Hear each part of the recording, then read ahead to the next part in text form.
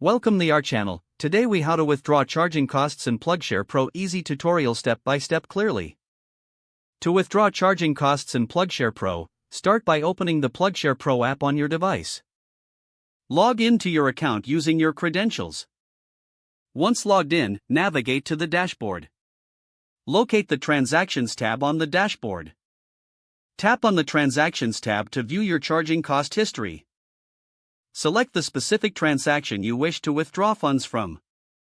Once selected, you will see the details of the transaction. Look for the Withdraw option in the transaction details. Tap on the Withdraw option to initiate the withdrawal process. You may need to enter the amount you wish to withdraw. After entering the amount, confirm your withdrawal request.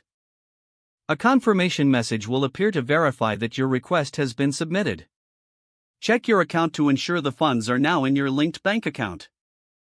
Keep an eye on the processing time indicated in the app. If you encounter any issues, consult the help section for troubleshooting tips. You have successfully learned how to withdraw charging costs in PlugShare Pro. If the page does not load, refresh the browser or try again in a private or incognito window. Make sure you are using the correct email address, then retype it carefully to avoid small typos. If your password is not accepted, use the reset option and create a new strong password you can remember. Check your spam folder for verification or security emails, then complete any requested confirmation steps.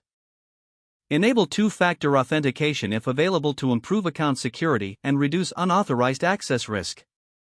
After signing in, review your profile details so your contact information and settings are accurate and current. If you see an error message, note it down and try again after restarting your device and internet connection. Log out when you finish, especially on shared devices, to keep your account and payment information secure. If the page does not load, refresh the browser or try again in a private or incognito window. Make sure you are using the correct email address, then retype it carefully to avoid small typos. If your password is not accepted, use the reset option and create a new strong password you can remember. Check your spam folder for verification or security emails, then complete any requested confirmation steps. Don't forget to like this video and subscribe to our channel for more step-by-step tech guides.